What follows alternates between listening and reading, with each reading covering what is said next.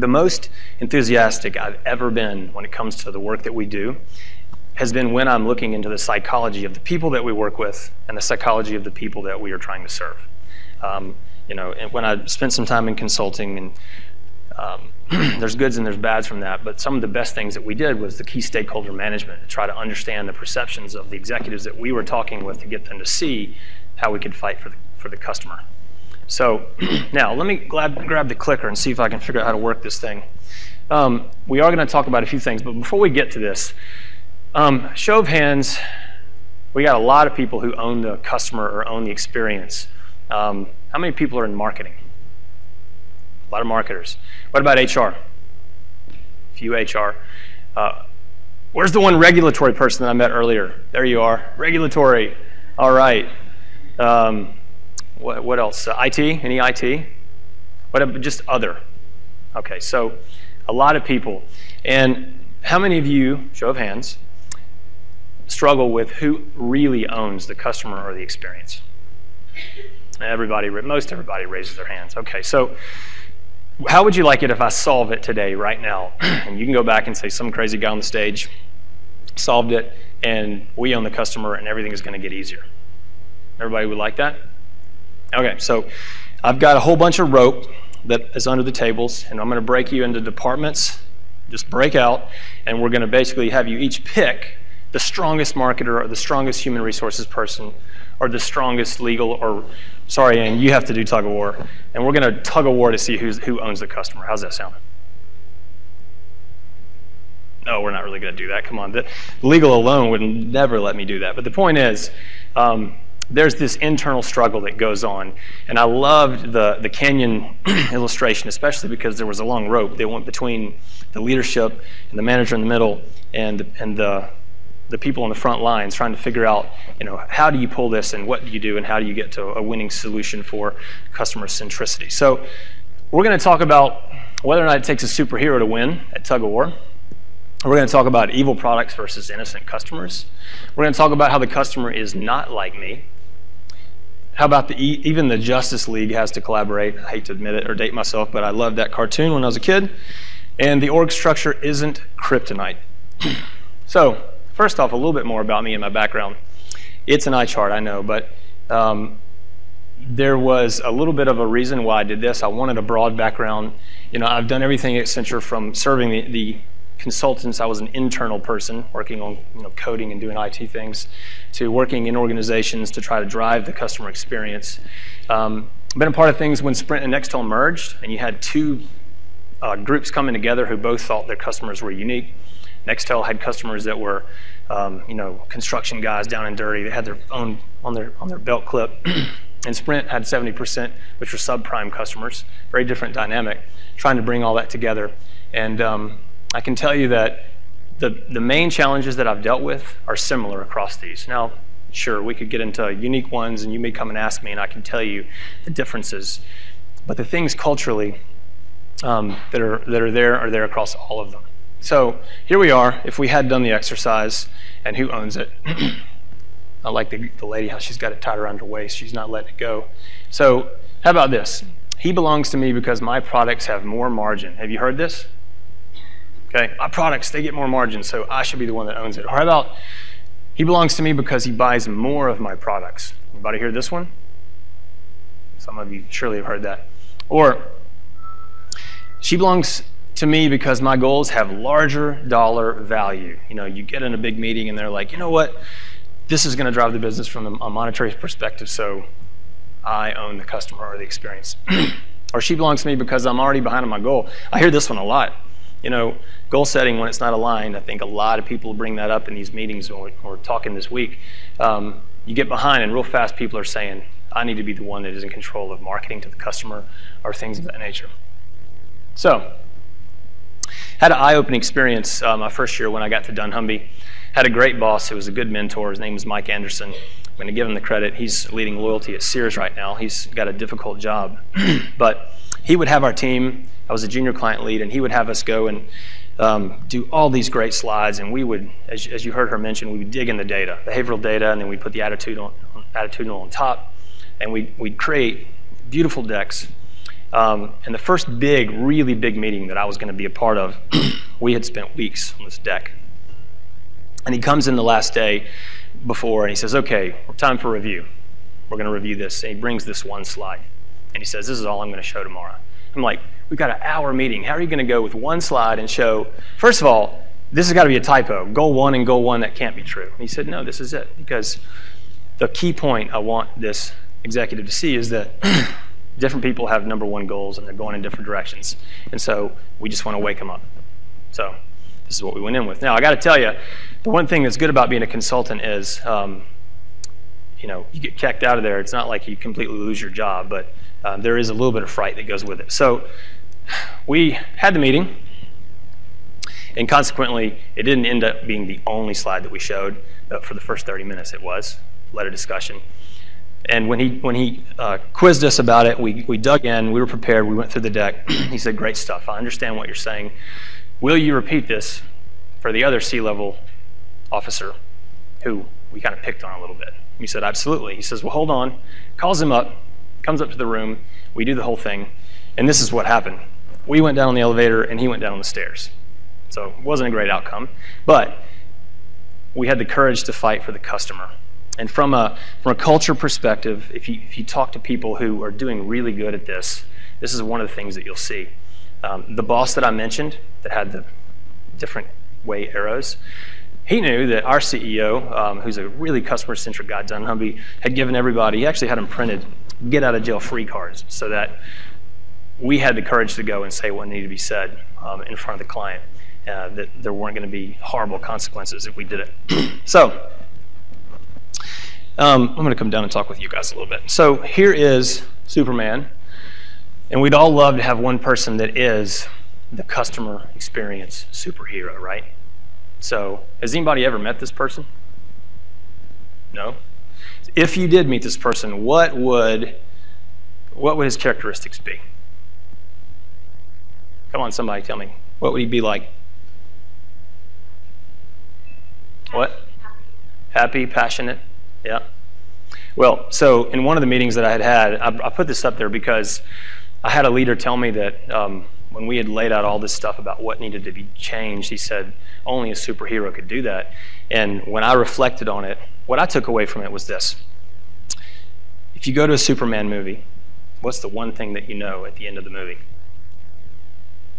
He's going to win. It's going to work out. There's no stress, right? So if we all had a leader with a big CE on his chest, then we would know it was going to work out. Also, he only thinks of the damsel in distress. He doesn't think about himself. So this is the type of person that you'd want. And the other thing, he's so strong, he can make anybody do what he wants them to do. So this person doesn't exist. And the thing that I'm going to talk about is how you try to achieve that with more than one person, which is the way I believe. When I came to, actually, let's wait on that for a second. When I came to Wyndham, so my title is Global Retention and Loyalty. And they said, well, do you want the experience added to it? I said, well, before I take the job, let me interview. I said interview. Actually, they thought I meant with other people, but I actually meant interview other executives across the departments to learn about them. And what I wanted to do was understand their makeup to find out from my point of view if they would perceive things in a way that change could happen. Because I've been a part of a lot of organizations where that wasn't the case. I got there and it didn't work out. And so that was part one. It went really well. I felt like there was a lot of people there that had seen it. I was concerned because at Wyndham, there was extreme tenure in the organization. How are you going to get people that have been there for 30 years to change their minds? Because they're so passionate about it. But on the contrary, it was actually great. And then once I finally got past that and said, I'm going to go there, because I had interviewed the people and I was looking at the makeup to figure out how we could do this together. They said, well, where do you want to be? You want to come to headquarters in New Jersey? Or do you want to go to a different office? Because I had told them with 5 kids, I need to finally settle down. And one of the offices is in Carmel, Indiana. And I chose that because that's where the call center is. That's where I can sit and listen to the customer every day. I'm on the phones. Well, actually, probably about every other day, to be honest with you guys, but that's where I went. They said, well, aren't you concerned about not being in the corporate culture and being able to, fight for things there? And I said, on the contrary, I want to break down the silos. Let me out where I can talk to the customer. So Things that I was looking for when I talked to the leaders to decide whether or not I was going to go to Wyndham.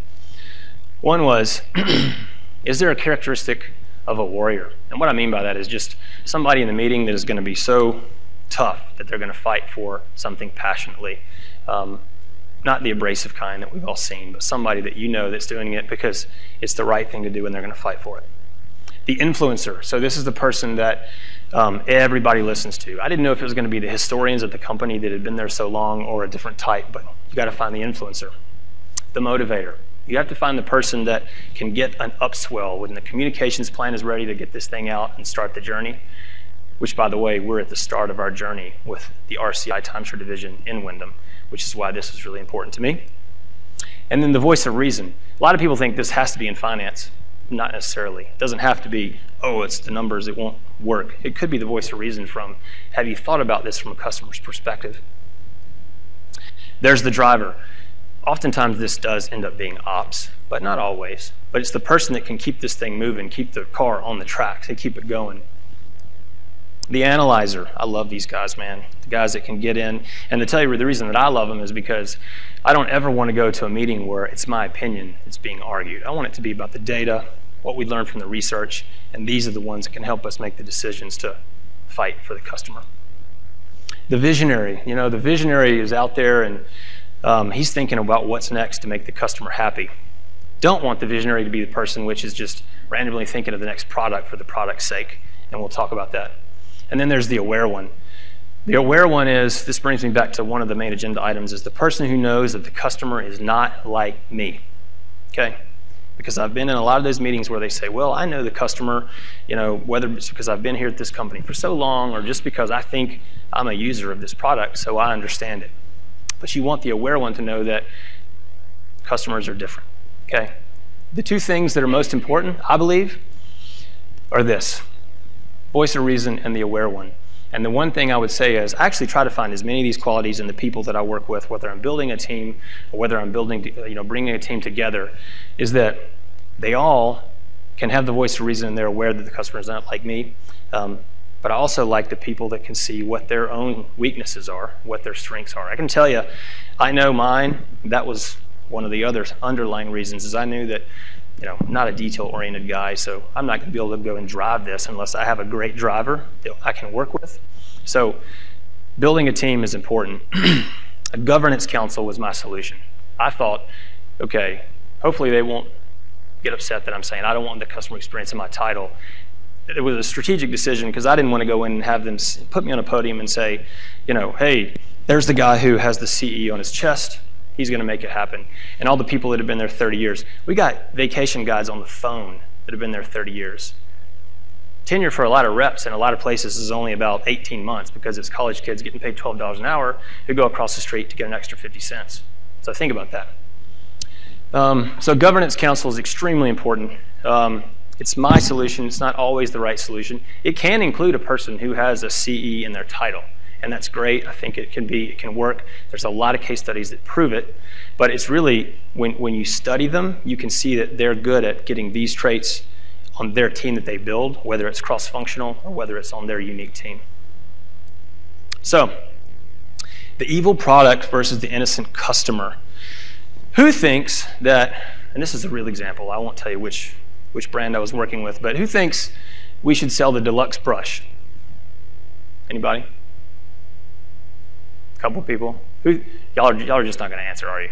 Who thinks we should sell the chip foam brush? A few people. Everybody else is not sure. Okay, so what if I told you that the deluxe brush has a $5 margin and the chip foam brush has a 5-cent margin? Which one would you sell? The deluxe brush? Okay. I was hoping somebody said, well, what's my goal? Okay, there you go. Sell what the customer needs. This was a real example where the paint category at a retailer that I worked with said, we can't figure out why we can't drive velocity in our advertisements to the stores. Okay, so you look at the attachment products and you figured this out, and we looked at the data, and we said, well, how well do you know the customer that you're talking to? And they said, I don't know, you tell us.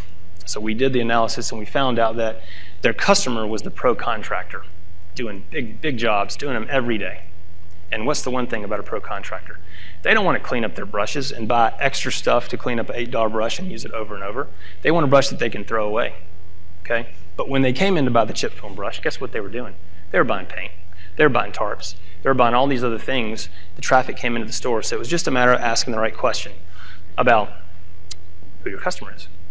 But I don't mean that that's an evil paintbrush, and your kid's going to wave it around like this, but you get the point, right? The idea is that you got to know your customer, otherwise the product can be important. Can't put the product before the customer. Put the customer first. Conflict in communications. I'm not going to just pick on circulars or inserts, because this can be any type of mass communication. But I know there's a lot of retailers here, and tell me the headaches you go through trying to figure out what you put in a circular. Come on, somebody. It's a big deal, right? And you go through, some of you go through annual processes where you figure out for the whole year to make all the brands happy that you support, that they're going to be in there. Some of you do it on a quarterly basis, and there's a whole bunch of other ways. So let me just show you a couple examples. So on the left, let's say that this insert, your strategy was, which brand will pay me the most for the advertisements?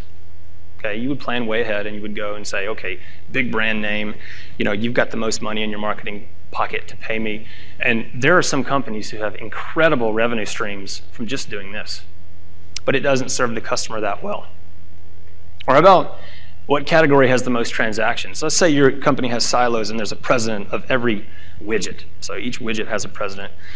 And then they're going to say, all right, well, my widget has the most transactions, so that way I should have 6 of the pages, and I'm going to put every variation of that widget known to man on those pages. They're going to have low, medium, high price. They're going to have all the different sizes, all the different colors. Customer doesn't really need all that. And if you're selling other things in your store, what are they losing out on? Other things that could be important to them. How about this as a solution? What if you had a segmentation to understand the customers, and you looked at each local market to say, all right, what's the makeup of my market? So in this example, let's just say that the segment 4 was what we call, all about the price, or just make up a name. A segment called all about the price, and the segment 1 is value seekers. Okay, they're very different. Value seeker would be, I may spend $3,000 with you on one type product, but I want to know that I got 1,000 off. Whereas the red are those people that really can only afford $800 with you over some period of time. Know about your customer, put it in here, and pick the products that will drive them in here. This is a much better solution. There are challenges with this. I can tell you it's more expensive to do it. It's hard to test. People get afraid. But I've actually even gone so far as to take inserts out of markets where we had 3 million impressions expected, replace it with 100,000 of direct mail pieces that were done in a way like this, and beat the targets from an ROI perspective. So it can be done. Just an idea, just to get you guys thinking about putting the customer before the product. So here's our governance council. This is it. So we've gotten things going and we've decided, all right, let's say we have one leader. We have one leader, but he's picked the people that have all the traits, and but we hadn't really talked about how we're going to make it happen. One of the things that could happen is they still want to prove that they own the customer. So when they do that, they may say, Green Lantern over here says, my product segmentation is the reason that I own it. We've already talked about product versus customer, in my opinion on that. Flash may say, my research supports the fact that my department should own it. Superman has a communication segmentation. Wonder Woman has a lifestyle segmentation. Batman has another product. That guy over there, who I don't know who he is, he's got a product segmentation.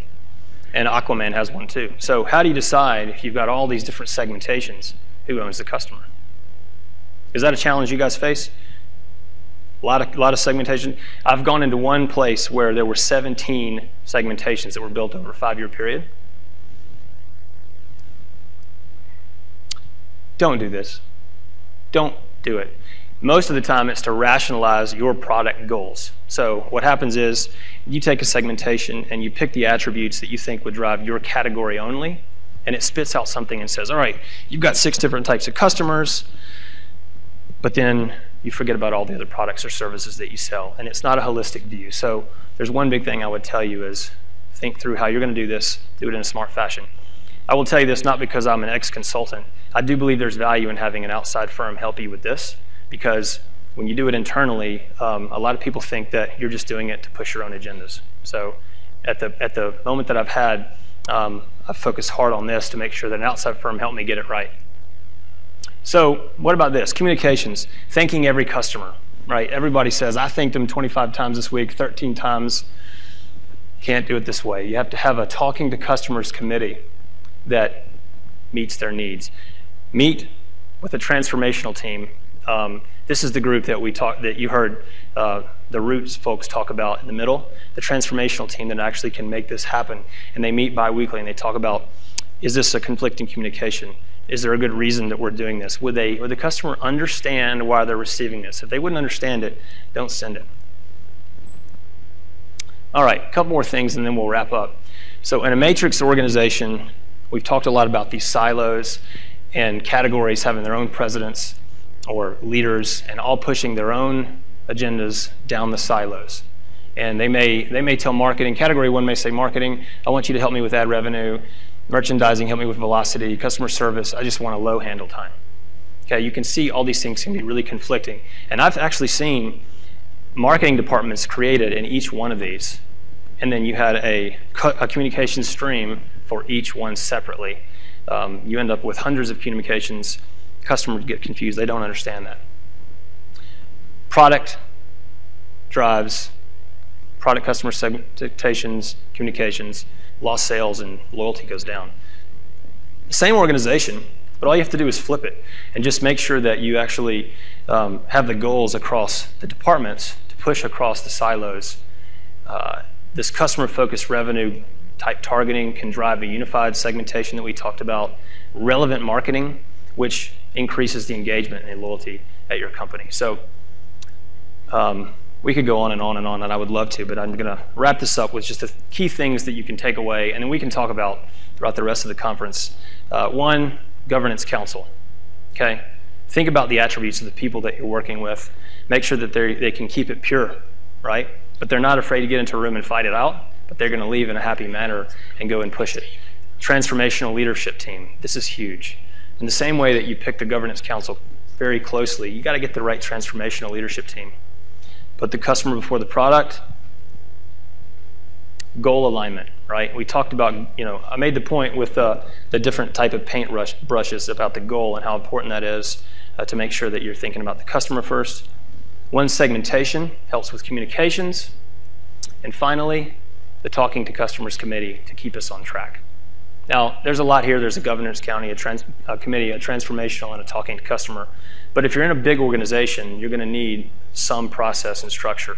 And I would tell you, if you need to look how well process can work, I'm an Alabama Crimson Tide fan, and you can look at Nick Saban and see what he's done with his football team in a process-oriented environment if you want to use a sports example. So I think that's it for me. I don't even know if I've left time for questions, but 2 questions. Maybe 2 questions.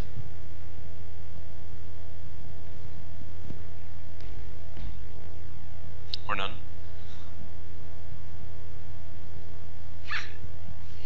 So you said that when you went to Wyndham, that obviously there was strong tenure and it seemed probably like ingrained culture there. So how did you go about shifting and changing their approach and getting them to see a different way? It's not shifted entirely yet. So I knew that they had just finished a 3-year journey, and they had finished it, and they had transformational goals. But what it turned into was, it turned into a roadmap that had initiatives on it. And the organization looked at it instead of, okay, I can launch this IT product this quarter, and over 36 months I launch all these things, and the customer's going to be happy. It didn't actually work. They did a lot of great things, and there were some problems that were fixed, but it didn't transform because they didn't have it go through the culture. So we have done a day in the life of our customers. We have 3 different type of customers that we, at least from our viewpoint, to understand what their needs are and what actions we need to take. And we are going to build a full communications plan, which is interactive. It's going to be multi-channel, and it's something that we can use to update the organization on a quarterly basis, or more often than that if need be, so that they can see how the new metrics, because we've shaken everything up. We've done the research team in a new way. The governance council is going to meet in a way where they're kind of above so much of the stuff that happens, and there'll be people at the front lines that are on the phones that have access to give us ideas. But the communications plan is what we believe is going to set it apart from the last 3-year journey to help us continue, because I don't think when we've talked to one person on the phones about the last 3-year journey, they all knew that there was this big journey map that we put next to the cafeteria and all over the buildings, but they didn't know what it meant for them. And that's what we're going to change.